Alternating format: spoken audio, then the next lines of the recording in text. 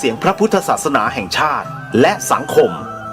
คลื่นเพื่อการศึกษาพระพุทธศาสนาและวัฒนธรรมระบบ FM 104.5 เมกะเฮิรตซ์ รายการต่อไปเป็นรายการคดีโลกคดีธรรม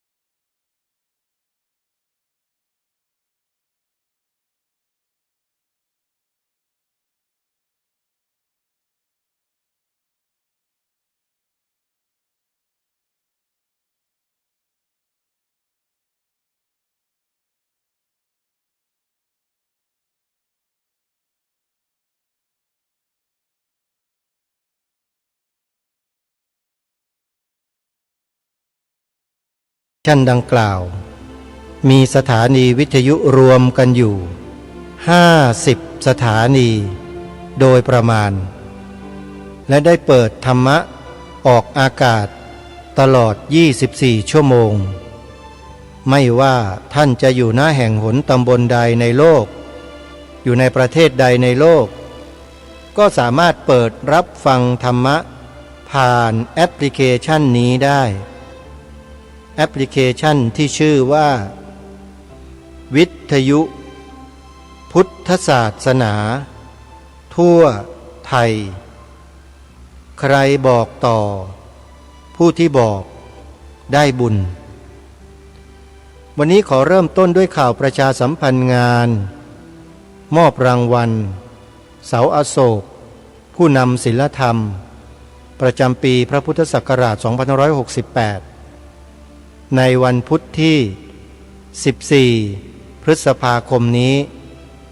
ตั้งแต่เวลา 7 นาฬิกาเป็นต้นไปงานนี้จัดขึ้นณอาคารหอประชุมมวก48พรรษามหาวิทยาลัยมหาจุฬาลงกรณราชวิทยาลัยอำเภอวังน้อย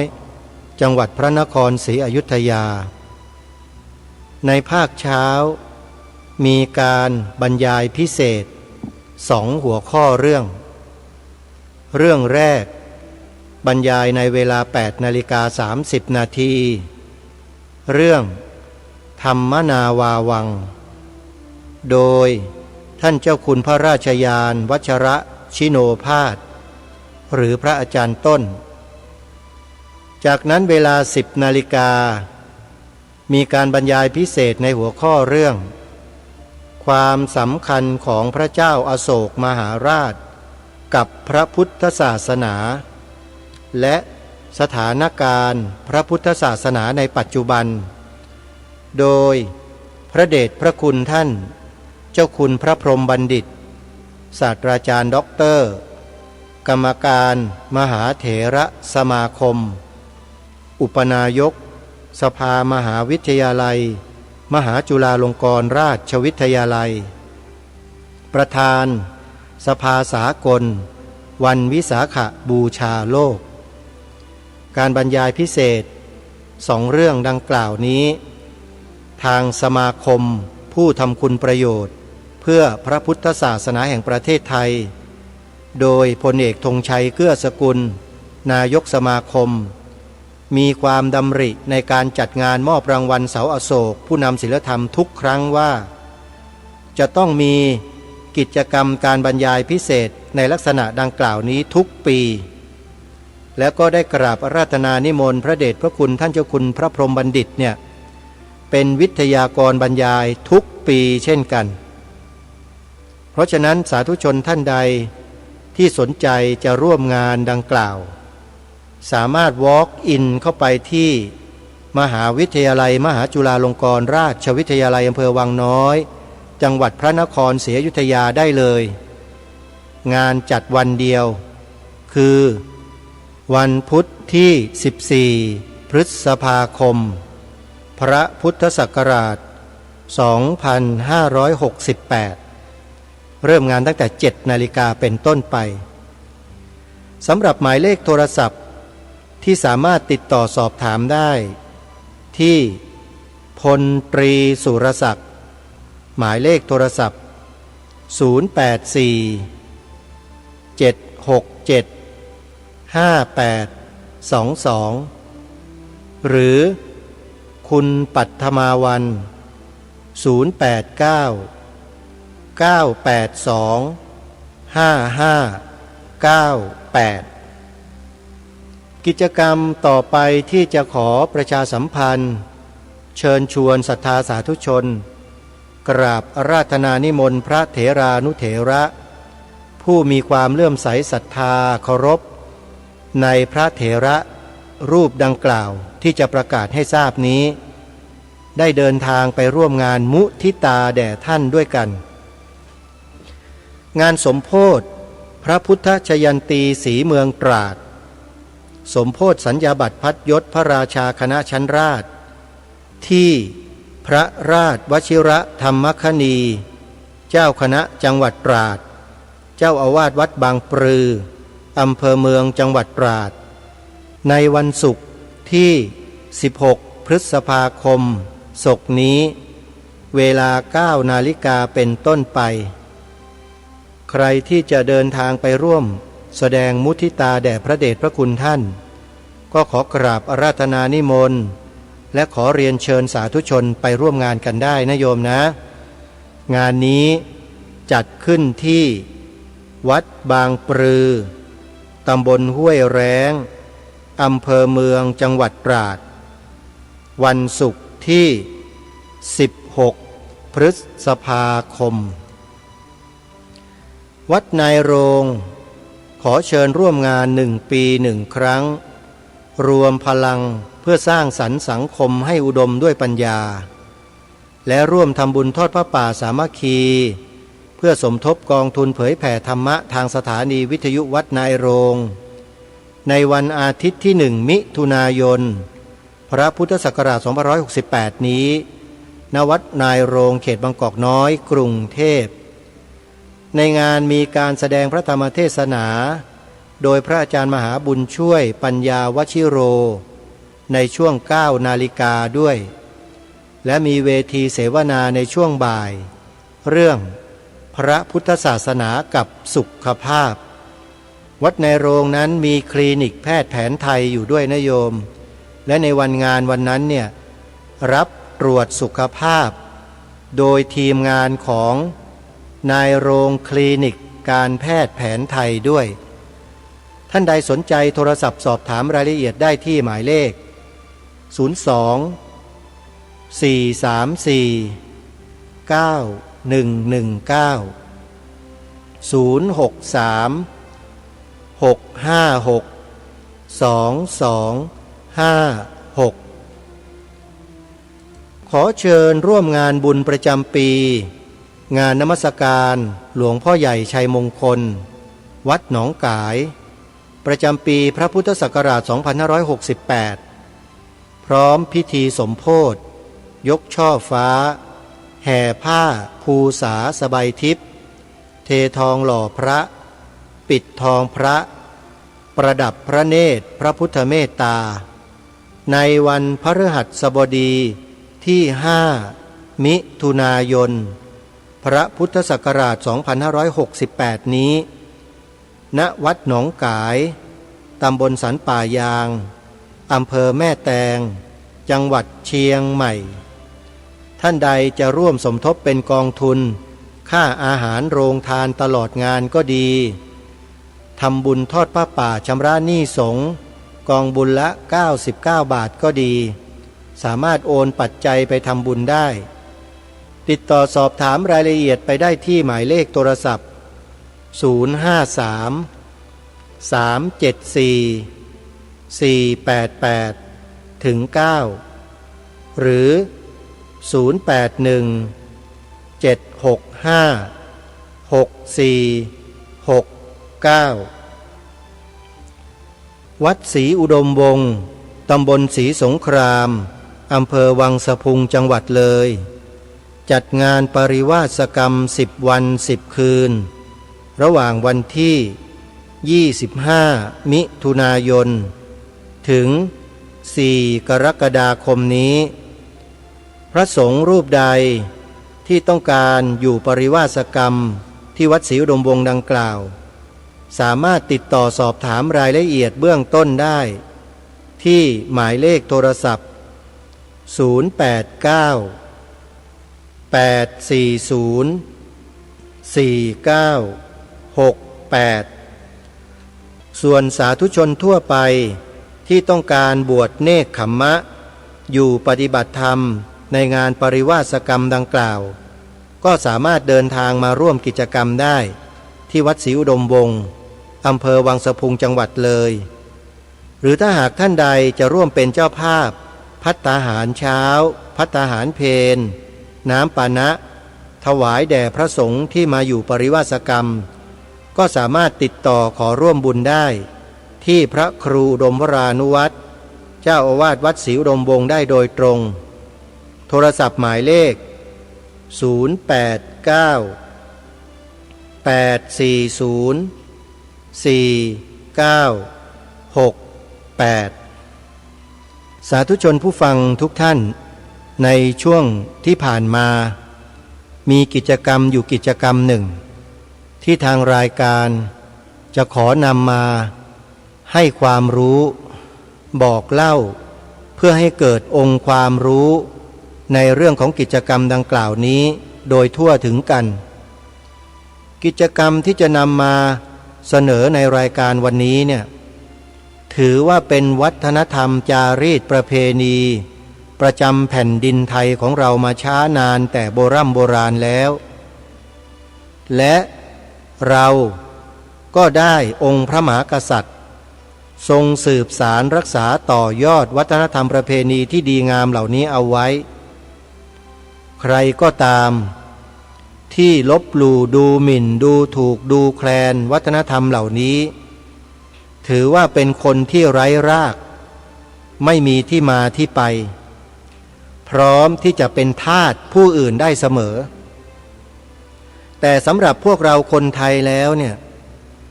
เราให้ความเคารพให้ความเลื่อมใสศรัทธาร่วมกันส่งเสริมวัฒนธรรมประเพณีที่ดีงามของแผ่นดินของเรามาโดยตลอดและวาระได้เวียนมาบรรจบอีกครั้งหนึ่งในวันนี้นั่นก็คืองานพิธีวันพืชมงคลจรดพระนางคัน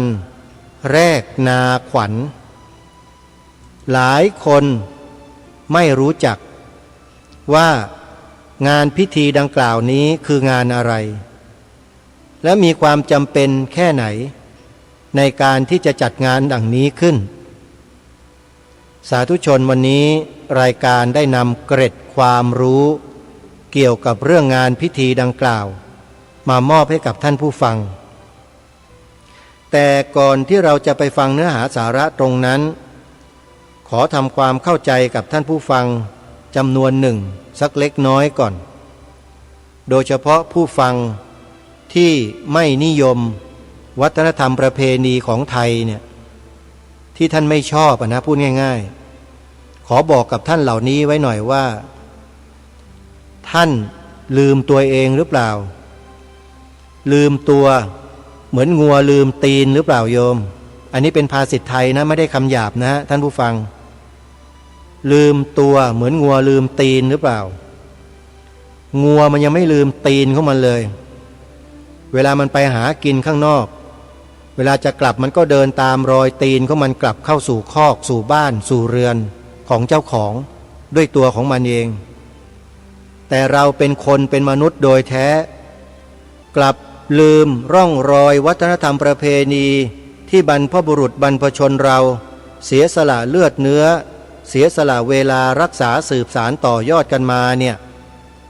ควรที่จะเป็นมนุษย์กันต่อไปไหมล่ะสาธุชนทั้งหลายนี่เป็นคำถามเฉยๆนะโยมไม่ต้องตอบก็ได้มนุษย์เราเนี่ยเป็นสัตว์ที่มีปัญญาเมื่อเป็นสัตว์ที่มีปัญญาแล้วมนุษย์เราก็จะต้องพัฒนาสังคมของมนุษย์ของเราเนี่ยให้เป็นอารยะโดยมีวัฒนธรรมเป็นเครื่องหล่อหลอมให้มนุษย์เราเป็นหนึ่งเดียวกันอยู่กันอย่างสงบสันติมีความรู้รักสามัคคีผ่านวัฒนธรรมประเพณีเหล่านี้นี่แหละบรรพชนเรานั้นมีความชาญฉลาดมากที่ท่านได้ก่อกำเนิดเกิดวัฒนธรรมประเพณีอันดีงามเหล่านี้และรักษาสืบสารต่อยอดมาจนถึงเราเนี่ยท่านมีความชาญฉลาดมากและมีความเสียสละเป็นอย่างยิ่งทีนี้มาในยุคของเราเนี่ยพวกเรากันเองนะเรามันหลงยุคกันหรือเปล่าหลงยุคในที่นี้ก็หมายความว่ายุคเทคโนโลยีข้อมูลข่าวสารที่ทันสมัยสุดๆเราไปหลงยุคเหล่านี้กันหรือเปล่าเลยลืมกรรมพืชของตัวเองเหมือนอย่างภาษิตไทยที่นำมากล่าวเมื่อสักครู่นี้ลืมตัวเหมือนงัวลืมตีนกันหรือเปล่ามาหลงไหลเคลิบเคลิ้มไอ้สิ่งใหม่ๆเหล่านี้กันเกินไปหรือเปล่าจนละทิ้งวัฒนธรรมประเพณีของบรรพชนตัวเองโดยไม่มีเยื่อใยไมตรีเลยไอ้อย่างนี้มันก็ถือว่าเป็นคนที่อกตัญญูสิถือว่าอกตัญญูนั่นน่ะตัวเองอยู่รอดปลอดภัยมีชื่อเสียงเกียรติยศกระจัดกระจายไปทั่วโลกก็เพราะวัฒนธรรมประเพณีของชนชาตินี่แหละที่ชาวต่างชาติในต่างประเทศเขายกย่องนักหนาเขาอิจฉาเราเป็นที่สุดเลยทราบหรือเปล่าท่านผู้ฟังประเทศของเขาหลายๆประเทศในยุโรปอเมริกาเนี่ยเขาไม่มีวัฒนธรรมประเพณีอย่างประเทศเรานะประเทศอเมริกาประเทศอะไรยุโรปเหล่านี้ก็เพิ่งจะเกิดอย่างอเมริกาเนี่ยเกิดทีหลังเราอีกเรามีวัฒนธรรมประเพณีงดงามดีงามมาตั้งเป็นหลายร้อยหลายพันปีมาแล้วอเมริกายังไม่มีอะไรเลยโยมแต่อเมริกาเขามีความสามารถมีความฉลาดพัฒนาอะไรต่างๆให้แก่มวลมนุษยชาติในโลกเนี่ยให้หลงไหลเคลิบเคลิ้มคล้อยตามเข้าไปได้ทั้งโลกเขาทำได้ก็ถือว่าเขาเก่งนะแต่เผอิญบรรพชนไทยเราเนี่ยเก่งกว่าอเมริกาตั้งเยอะทีนี้ไอ้คนอย่างลูกหลานอย่างพวกเราเนี่ยจะมองเห็นความเก่งของบรรพบุรุษของเราและยกย่องบรรพบุรุษของเรากันหรือเปล่าส่วนมากก็จะไม่ค่อยหรอกนะโดยเฉพาะคนที่เป็นเจนใหม่ๆในยุคปัจจุบันเนี่ยน่าเป็นห่วงมากสำหรับเจนใหม่ที่เกิดมาแล้วพ่อแม่ไม่ได้เลี้ยงและไปยกให้คนอื่นเขาเลี้ยงเขาดูแลถ้าเป็นปู่ย่าตายายเนี่ยก็ค่อยยังชั่วหน่อยแต่ถ้าให้พวกพี่เลี้ยงชาวต่างประเทศพม่าเขมรมาเป็นพี่เลี้ยงคอยดูคอยแลเนี่ยจบเลยนะครับเนี่ยไม่มีการปลูกฝังไม่มีไออุ่นไม่มีการถ่ายทอดนะจากคนสู่คนให้แก่ลูกหลานของตนเองเลยเนี่ยมันเป็นอย่างนี้ท่านผู้ฟังนะส่วนมากด้วยโดยเฉพาะคนที่อยู่ในระดับที่มีอันจะกินในสังคมด้วยซ้ำไปเพราะฉะนั้นจึงน่าเป็นห่วงสำหรับวัฒนธรรมประเพณีของชนเผ่าไทยของเราในอนาคตกลัวจะไม่มีลูกหลานเยาวชนคนไทยในยุคนี้ที่จะเติบโตเป็นผู้ใหญ่ต่อไปในอนาคตจะคอยช่วยสืบสารรักษาต่อยอดสิ่งเหล่านี้ของบรรพชนต่อไปนี่แหละคือความน่าเป็นห่วงที่ทางรายการพูดอยู่เสมอทีนี้เราจะทำกันยังไงเราก็สามารถช่วยทำกันได้ เรามีสื่อวิทยุ เราเป็นเจ้าของรายการออกอากาศทางสถานีวิทยุ เมื่อถึงโอกาสถึงเวลาที่เหมาะสมเราก็นำเสนอเรื่องราวกิจกรรมวัฒนธรรมประเพณีเหล่านั้นในโอกาสเมื่อมาถึงในวันสำคัญนั้นๆอย่างเช่นวันนี้เนี่ยในปฏิทินหรือบนปฏิทินของทุกคนทุกท่าน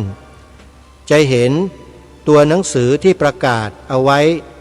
ในวันที่9พฤษภาคมศกนี้พระพุทธศักราช2518นี้นะเห็นชัดเจนเลยว่าเขาเขียนเอาไว้ว่าวันพืชมงคลจรดพระนางคันแรกนาขวัญแรกนาขวัญเป็นรอเรือนะโยมไม่ใช่ลอลิงนะไม่ใช่แลกเปลี่ยนแต่เป็นแรกนาหมายความว่าเป็นการทำนาครั้งแรกเพื่อเอาฤกษ์เอาชัยนำความเป็นสิริมงคลให้เกิดมีขึ้นแก่แผ่นดินในการที่จะหว่านกล้าอันเป็นมงคลนี้ลงไปเป็นวัฒนธรรมจารีตประเพณีที่ดีงามและเป็นประโยชน์อย่างมากและเป็นความเชื่อมสัมพันธ์ระหว่างองค์พระมหากษัตริย์กับพระสกนิกรของพระองค์ท่านอย่างใกล้ชิดงานจรดพระนางคันแรกนาขวัญเนี่ยองค์พระมหากษัตริย์ทรงเป็นประธานนะโยมทรงให้ความสำคัญกับการปลูกข้าวการเกษตรเป็นสำคัญอย่างมากเมื่อถึงฤดูกาลที่จะหว่านข้าวทำการเกษตรปลูกข้าวแล้วเนี่ยนะองค์พระมหากษัตริย์ก็ทรงเป็นผู้นำเลยในการแรกนาขวัญให้ประชาชนได้เกิดความอุ่นใจว่าการจะทำนาดำนาปลูกข้าวหว่านข้าวในปีนี้เราได้ฤกษ์ได้ชัยอันเป็นมงคลแล้วองค์พระมหากษัตริย์ได้ทรงจัดพระราชพิธีพืชมงคลแรกนาขวัญแล้วเพราะฉะนั้นเราจงอย่าอยู่นิ่งเฉยเลยจงไปรับพันกล้าอันเป็นมหามงคลจากพระเจ้าอยู่หัวกันเถิดพระองค์ท่านก็ทรงแจกกล้าข้าวให้แก่ประชาชนเนี่ยนำไปผสมกับกล้าของตนเองที่มีอยู่แล้วหว่านลงบนผืนแผ่นดินเพื่อให้เกิดความเป็นสิริมงคลแก่การทำนานี่คือที่มาที่ไปของเรื่องคนสมัยนี้อาจจะมองไม่เห็นคุณค่าโดยที่คนส่วนหนึ่งก็มองเรื่องนี้เห็นเป็นมูลค่าหมายความว่าปีหนึ่งจะได้โอกาสนำเอาเมล็ดข้าวที่พระองค์ได้ทรงหว่านไว้เนี่ยไปขายเอาเงินมันมีอย่างนี้จริงๆโยมทำไมอาตมาภาพจะไม่รู้ล่ะก็วัดอยู่ติดกับท้องสนามหลวงที่จัดพระราชพิธีดังกล่าวนี้ออกไปแย่งเมล็ดข้าวกับเขาก็ไปแย่งมาแล้วไปเห็นคนที่แย่งเมล็ดข้าวแล้วเสร็จแล้วก็เอาไปขายกันอยู่ข้างๆสนามหลวงน่ะเม็ดละเท่านั้นเม็ดละเท่านี้อันนี้คือประชาชนที่ไม่มีจิตสำนึกนะโยมอาตมาขอว่าสักหน่อยทำให้สิ่งที่มีคุณค่าทรงคุณค่าเนี่ยกลายเป็นมูลค่าโดยไม่มีศักดิ์ศรีเลยเอาไปซื้อขายกันได้นี่คือสิ่งที่ไม่ควรจะให้เกิดขึ้นนะสิ่งเหล่านี้มันเป็นการทำลายสภาพจิตใจของคนที่มีความมั่นคงในความศักดิ์สิทธิ์ของพระราชพิธีดังกล่าวด้วยคือการจะศักดิ์สิทธิ์ได้และเป็นมหามงคลได้เนี่ยคนคนนั้นจะต้องมีความตั้งใจมาตั้งแต่บ้านแล้วก็มารอโอกาสจังหวะมารับพันธุ์ข้าวจากพื้นที่ของการจัดพระราชพิธีแรกนาขวัญดังกล่าวด้วยตัวเองแล้วก็ทนุถนอมเมล็ดพันธุ์ข้าวพระราชทานนั้นไว้ด้วยสุดชีวิตนะโยมเพื่อนำกลับไปให้ถึงยุ้งถึงฉางของตนเองแล้วก็นำไปผสมกับพันธุ์ข้าวของตนเองเตรียมที่จะไถจะหว่านเพื่อความเป็นสิริมงคลอันนี้บ่งบอกให้เห็นอะไรฮะประการหนึ่งนะคือความจงรักภักดีความเคารพต่อองค์พระมหากษัตริย์ของตนเองเห็นไหมมันบอกอะไรอย่างที่เราไม่คาดคิด แต่เราก็คิดกันไม่ถึงใช่ไหมล่ะนี่คือความเคารพนี่คือความจงรักภักดีของประชาชนที่มีต่อองค์พระมหากษัตริย์เป็นอย่างนี้มาแต่โบราณนานแสนนานมาแล้วโยมแล้วก็มีการสืบสารรักษาต่อยอดกันมาจนถึงวันนี้แล้วก็จะสืบสารรักษาต่อยอดกันตลอดไปในฐานะที่เราเป็นลูกหลานประชาชนคนไทยประสบนิกรของพระองค์ท่านเนี่ยเราก็ต้องช่วยกันเผยแพร่งานพระราชพิธีดังกล่าวนี้ให้แก่ลูกหลานเยาวชนและคนทั่วไปได้รับรู้รับทราบร่วมกันทางรายการนั้นยินดีเป็นอย่างยิ่งที่จะนำเสนอเรื่องราวเหล่านี้ผ่านรายการคดีโลกคดีธรรมและในวันนี้ก็ได้เตรียมเนื้อหาเรื่องราวเกี่ยวกับประวัติความเป็นมาของวันพืชมงคลจรดพระนางคันแรกนาขวัญเนี่ยมานำเสนอในรายการวันนี้ด้วยเพราะเป็นวันสำคัญเพื่อไม่ให้เป็นการเสียเวลาเราไปติดตามรับฟังพร้อมๆกันถึงรายละเอียดของวันพืชมงคลมีที่มาที่ไปอย่างไรดังนี้วันพืชมงคลเป็นวันสำคัญที่กำหนดขึ้นเพื่อระลึกถึงความสำคัญของเกษตรกรที่มีต่อเศรษฐกิจไทยมีการจัดพระราชพิธีพืชมงคลจรดพระนางคันแรกนาขวัญซึ่งเป็นพระราชพิธีโบราณสืบเนื่องมาแต่สมัยกรุงศรีอยุธยาตอนปลายวันพืชมงคลประจำปีนี้ตรงกับวันศุกร์ที่9พฤษภาคมพระพุทธศักราช2568ก็คือวันนี้นะโยมนะประวัติความเป็นมาของวันพืชมงคลวันพืชมงคลคือวันที่กำหนดพระราชพิธีจรดพระนางคันแรกนาขวัญเป็นพระราชพิธีเก่ามาแต่โบราณที่เสริมสร้างขวัญและกำลังใจแก่เกษตรกรของชาติเพื่อเป็นการระลึกถึงความสำคัญของเกษตรกรที่มีต่อเศรษฐกิจไทยโดยการจัดพระราชพิธีพืชมงคลจรดพระนางคันแรกนาขวัญมีสืบเนื่องมาแต่สมัยกรุงศรีอยุธยาตอนปลายพระราชพิธีพืชมงคลจรดพระนางคันแรกนาขวัญเป็นพิธีกรรม2พิธีที่กระทำร่วมกันคือ 1. พิธีพืชมงคล 2. พิธีแรกนาขวัญพิธีพืชมงคลเป็นพิธีทำขวัญเมล็ดพันธุ์พืชต่างๆเช่นข้าวเปลือกเจ้าข้าวเหนียวข้าวฟ่างข้าวโพดถั่วงาเผือกมันเป็นต้นมีจุดมุ่งหมายที่จะให้เมล็ดพันธุ์เหล่านั้นปราศจากโรคภัยและให้อุดมสมบูรณ์เจริญงอกงามพิธีแรกนาขวัญเป็นพิธีเริ่มต้นการไถนาเพื่อหว่านเมล็ดข้าวมีจุดมุ่งหมายที่จะให้เป็นอานัตสัญญาณว่าบัดนี้ฤดูกาลแห่งการทำนาและเพาะปลูกได้เริ่มขึ้นแล้วพระราชพิธีพืชมงคลจรดพระนางคันแรกนาขวัญมีมาแต่ครั้งโบราณในหนังสือพระราชพิธี12เดือนพระราชนิพนธ์ของพระบาทสมเด็จพระจุลจอมเกล้าเจ้าอยู่หัวได้กล่าวถึงพระราชพิธีแรกนาขวัญไว้ดังนี้การแรกนาที่ต้องเป็นธุระของผู้ซึ่งเป็นใหญ่ในแผ่นดินเป็นธรรมเนียมโบราณเช่นในเมืองจีนเมื่อ 4,000 ปีล่วงมาแล้วพระเจ้าแผ่นดินก็ทรงไถนาเองเป็นคราวแรกส่วนจดหมายเรื่องราวอันใดในประเทศสยามนี้ที่ปรากฏอยู่ในการแรกนานี้ก็มีอยู่เสมอด้วยการนี้ผู้เป็นใหญ่ในแผ่นดินทำเองเช่นนี้ก็เพื่อเป็นตัวอย่างแก่ราษฎรชักนำ ให้มีความมั่นใจในการทำนา เพราะเป็นสิ่งสำคัญจะได้เลี้ยงชีวิตทั่วหน้าการแรกนาขวัญในกรุงเทพนี้มีเสมอมาตั้งแต่รัชกาล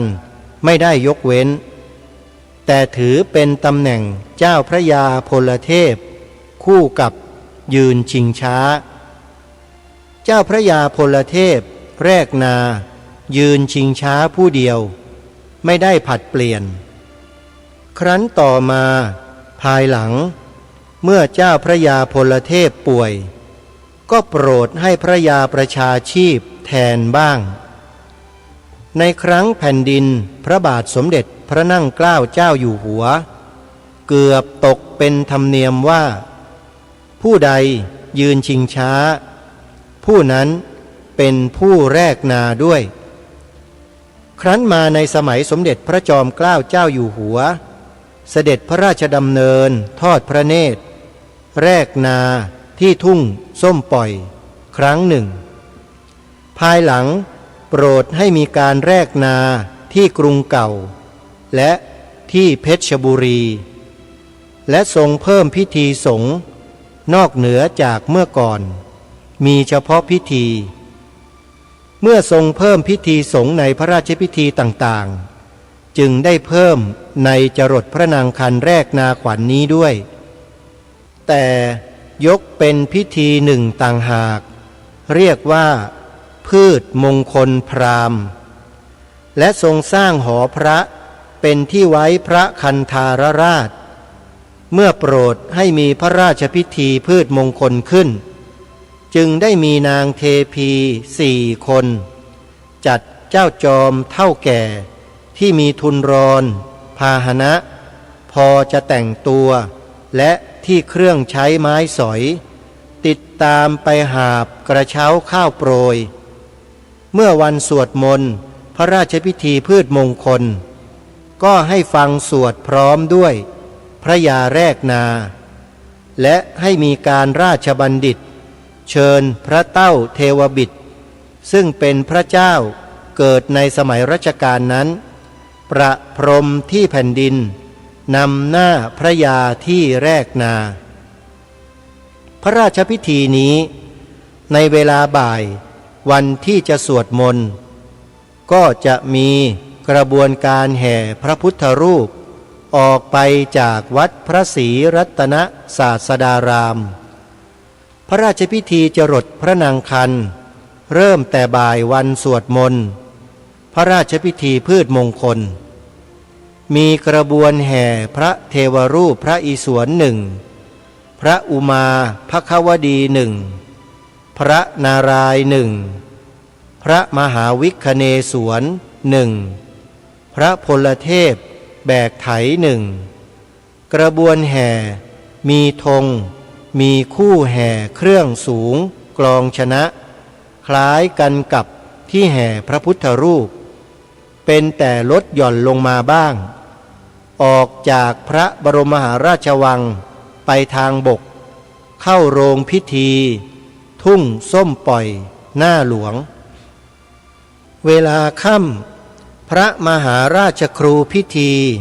ทำการพระราชพิธีเหมือนอย่างพิธีทั้งปวงวันรุ่งขึ้นเวลาตั้งแต่เช้ากระบวนแห่ต่างๆพระยาผู้แรกนากำหนดเกณฑ์คนเข้ากระบวนแห่500 กระบวนเมื่อถึงโรงพระราชพิธี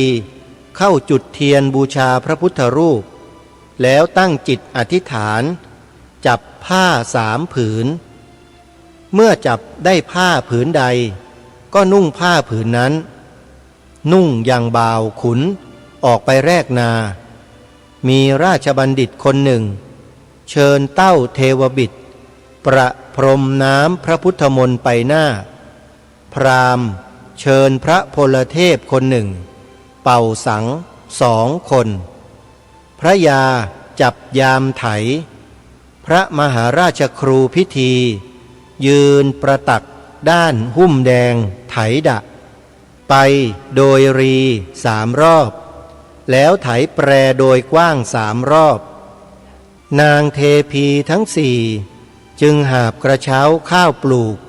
กระเช้าทอง2 คนกระเช้าเงิน2 คนออกไปให้พระยาโปรยหว่านข้าวและไถกลบอีก3 รอบหลังจากนั้นปลดพระโคออกกินเลี้ยงของเสี่ยงทาย7 สิ่งคือข้าวเปลือกข้าวโพดถั่ว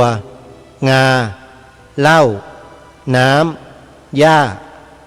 ถ้าพระโคกินสิ่งใดก็จะมีคำทำนายนี้ก็เป็นพระราชนิพนธ์ของพระบาทสมเด็จพระจุลจอมเกล้าเจ้าอยู่หัวสมเด็จพระปิยมหาราชรัชกาลที่5ที่ได้ทรงบันทึกจารึกเรื่องราวเหล่านี้ไว้ทีนี้เรามาดูความต่อไปที่ผู้นำเสนอเขาได้ถ่ายทอดให้แก่พวกเราว่าอย่างไรความสำคัญของวันพืชมงคลวันพืชมงคลเป็นวันที่จัดขึ้นเพื่อเกี่ยวกับการเพาะปลูกเนื่องจากเห็นความสำคัญของการเมล็ดพืชพันธุ์อันเป็นปัจจัยสำคัญต่อวิถีการผลิตแบบพึ่งพิงธรรมชาตินอกเหนือจากการมีแผนดินที่อุดมสมบูรณ์นอกเหนือจากการมีแผ่นดินที่อุดมสมบูรณ์น้ำฝนที่มีปริมาณเพียงพอและปัจจัยอื่นๆแล้วหากได้เมล็ดพันธุ์พืชที่ได้รับการเลือกสรรรวมทั้งเกษตรกรมีขวัญกำลังใจมีความเชื่อมั่นในการลงทุนเพาะปลูกทางราชการหรือผู้ปกครองตนให้การดูแลเอาใจใส่การเกษตรของประเทศจะพัฒนามากยิ่งขึ้นการเกษตรกรรมนับว่ามีความสำคัญต่อการดำรงชีวิตของมวลมนุษย์อย่างมากเพราะธัญญาหารที่บรรดาเหล่าเกษตรกรปลูกได้ในแต่ละปีถูกนำมาใช้เป็นอาหารดัดแปลงเป็นอุปโภคต่างๆเช่นที่อยู่อาศัยเครื่องนุ่งห่มยารักษาโรคด้วยเหตุนี้ทุกปีทางราชการจึงจัดให้มีพระราชพิธีพืชมงคลจรดพระนางคันแรกนาขวัญขึ้นโดยกำหนดในเดือนพฤษภาคมของทุกปีการเสี่ยงทายในวันพืชมงคลวันพืชมงคลผ้านุ่งแต่งกายผ้านุ่งซึ่งพระยาแรกนาตั้งสัตยาธิฐานหยิบนั้นเป็นผ้าลายมีด้วยกัน3 ผืนคือ6 คืบ5 คืบและ4 คืบผ้านุ่งนี้จะวางเรียงบนโตกมีผ้าคลุมเพื่อให้พระยาแรกนาขวัญหยิบถ้าหยิบได้ผืนใดก็จะมีคำทำนายไปตามกันคือถ้าหยิบผ้าได้4 คืบพยากรณ์ว่าน้ำจะมากสักหน่อยนาในที่ดอนจะได้ผลบริบูรณ์ดีนาในที่ลุ่มอาจจะเสียหายบ้างได้ผลไม่เต็มที่ถ้าหยิบได้ผ้า5 คืบพยากรณ์ว่าน้ำในปีนี้จะมีปริมาณพอดีข้าวกล้าในนาจะได้ผลบริบูรณ์และพลาหารมังสาหารจะอุดมสมบูรณ์ดีถ้าหยิบได้ผ้า6 คืบพยากรณ์ว่าน้ำจะน้อยนาในที่ลุ่มจะได้ผลบริบูรณ์ดีแต่นาในที่ดอนจะเสียหายบ้างได้ผลไม่เต็มที่การเสี่ยงทายของกิน7 สิ่งในวันพืชมงคลวันพืชมงคลของกิน7 สิ่งที่ตั้งเลี้ยงพระโคนั้นมีข้าวเปลือกข้าวโพดถั่วเขียวงาเหล้าน้ำและหญ้าถ้าพระโคกินสิ่งใดก็จะมีคำทำนายไปตามนั้นคือถ้าพระโคกินข้าวหรือข้าวโพดพยากรณ์ว่าธัญญาหารพลาหารจะบริบูรณ์ดีถ้าพระโค กินถั่วหรืองาพยากรณ์ว่าพลาหารภักษาหารจะอุดมสมบูรณ์ดีถ้าพระโคกินน้ำหรือหญ้าพยากรณ์ว่าน้ำท่าจะบริบูรณ์พอสมควรธัญญาหารพลาหารภักษาหารมังสาหารจะอุดมสมบูรณ์ถ้าพระโคกินเหล้าพยากรณ์ว่าการคมนาคมจะสะดวกขึ้นการค้าขายกับต่างประเทศดีขึ้นทำให้เศรษฐกิจรุ่งเรืองพระราชพิธีจรดพระนางคันแรกนาขวัญในปัจจุบันได้ดำเนินตามแบบอย่างโบราณราชประเพณีเว้นแต่บางอย่างได้มีการดัดแปลงให้เหมาะสมกับกาลสมัยอาทิพิธีของพราหมณ์ก็มีการตัดทอนให้เหลือน้อยลงพระยาแรกนาขวัญก็ให้ตกเป็นหน้าที่ของปลัดกระทรวงเกษตรและสหกรณ์พระบาทสมเด็จพระเจ้าอยู่หัวและสมเด็จพระนางเจ้าพระบรมราชินีนาถได้เสด็จพระราชดำเนินทอดพระเนตรพระราชพิธีทุกปีมีข้าราชการชั้นผู้ใหญ่ทูตานุทูตและประชาชนจำนวนมากมาชมการแรกนาขวัญเมื่อเสร็จพิธีประชาชนจะพากันแย่งเก็บเมล็ดข้าวนำไปผสมกับพันธุ์ข้าวที่ปลูกหรือเก็บไว้เป็นถุงเงินเพื่อความเป็นสิริมงคลกิจกรรมที่ทำในวันพืชมงคล 1. ประดับธงชาติตามอาคารบ้านเรือนและสถานที่ราชการ 2. จัดนิทรรศการแสดงประวัติความเป็นมาและความสำคัญของวันพืชมงคลรวมทั้งพระราชพิธีจรดพระนางคันแรกนาขวัญและนี่ก็เป็นบทความที่ทางรายการได้นำมาเสนอต่อท่านผู้ฟังขอขอบคุณเว็บไซต์ของสนุก .com นะฮะที่นำเรื่องราวดีๆมาเผยแพร่อยู่ในโลกโซเชียลนะทางรายการก็นำมาอ่านให้สาธุชนได้ศึกษาเรียนรู้กันมาถึงเวลาช่วงท้ายแล้วท่านผู้ฟังสรุปความสั้นๆก็คือว่าพระราชพิธีพืชมงคลจรดพระนางคันแรกนาขวัญ